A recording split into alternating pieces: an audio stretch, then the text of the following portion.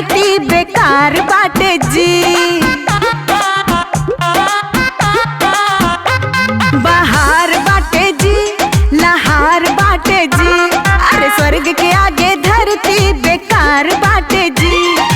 ऐसा सूझी देखी तनी है भी स्वागत, तीनों अप्सरा लोग हमनी के स्वागत में लागल ता। लूटी लूटी ऐसा सूझी, ऐसा सूझी, लूटी लूटी ऐसा सूझी, है स्वर्ग वाला मजा। लूटी लूटी ऐसा सूझी, है स्वर्ग वाला मजा।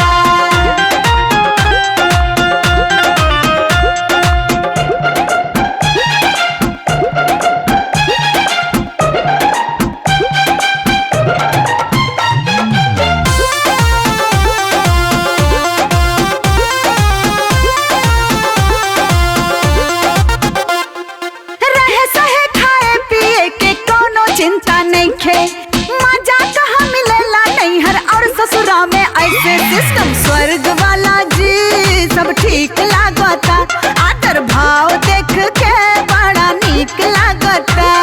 स्वर्ग में अब रहे के लगाई तनी आदत, तीनों अप्सरा लोग हमनी के स्वागत में लागल ता।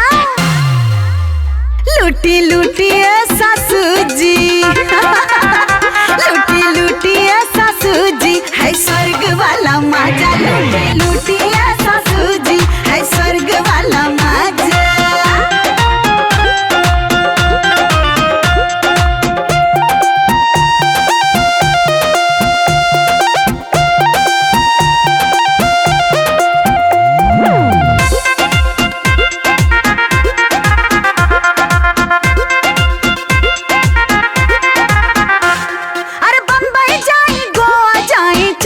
चाहे दिल्ली, बाप रे बाप ऐसन सुख शांति ना कतही मिली। मौका मस्त मिलल बा चांदी खूब काटे के, कूद कूद के खुशी से अब हमनी के नाचे के।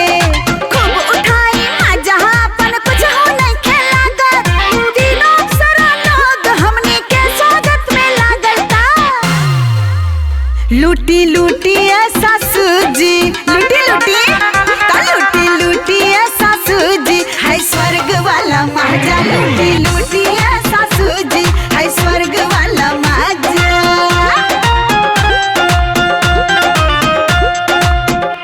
उफ, बहार है भाई।